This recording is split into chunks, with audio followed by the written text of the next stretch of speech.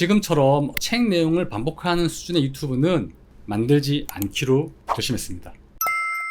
저는 어쩌다 멘토 이동찬이고요. 대학에서 교육학을 공부하고 있습니다. 오늘은 제가 유튜브를 하는 이유에 대해서 조금 설명드리고 싶습니다. 저에겐 9명의 조카가 있어요. 흔히 말하는 오촌 조카 말고 촌수로 진짜 삼촌인 찐 조카만 9명입니다. 제가 교육학을 공부해서 그런지 조카들의 성장에 대해서 대단히 관심이 많습니다. 그러니까 조카들과 평소 대화도 많이 하고 여행도 많이 다니고 그들의 성장을 지켜보면서 이런저런 조언도 해주곤 해요.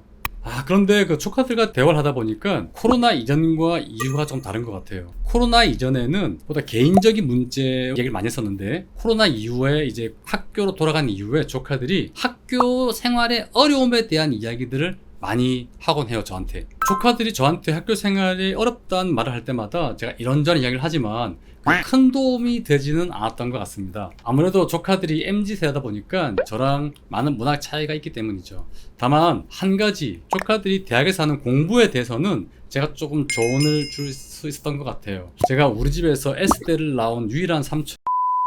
그리고 올 초에 마침 어떤 출판사로부터 대학생들의 학교 생활에 좀 도움을 줄 수 있는 책을 내보자는 제안을 받게 되었습니다. 그래서 저는 수능이나 공무원 시험이 아니라 정말 대학생으로서 필요한 지식 습득의 방법으로서의 공부법, 진로와 적성을 찾는 방법, 취업과 직업 선택 등에 대해서 현실적으로 도움이 되는 책을 엮고자 노력을 했습니다. 그런데 이렇게 책을 쓰다 보니까 이동찬이 누구지? 이동찬이 누구길래 이런 책을 쓰는 거지? 라는 질문을 받을 것 같았어요. 그래서 저에 대한 이야기를 조금은 해야 될 것 같아서 책 앞에다가 제가 살아온 이야기들을 조금 추가하게 되었습니다.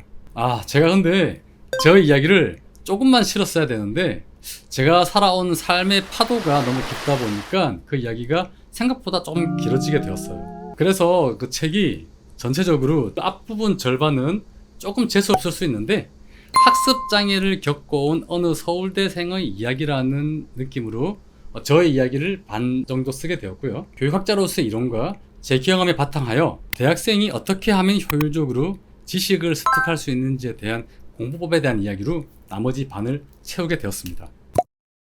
책 제목은 공부와 나이고요. 아마 9월 말이나 10월 초에 서점에서 만나보실 수 있을 것 같습니다.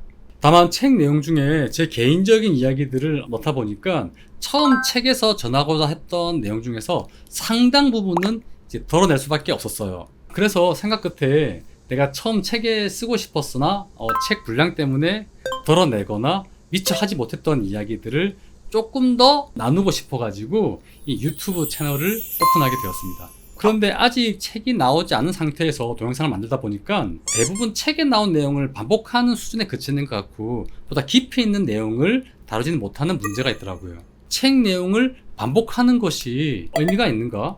이게 정말 내가 유튜브를 통해서 책에 없는 내용을 알리고자 했던 본래 의도에 맞는가라는 데 대한 조금 회의가 들었습니다. 그래서 지금처럼 책 내용을 반복하는 수준의 유튜브는 이제 만들지 않기로 결심했습니다.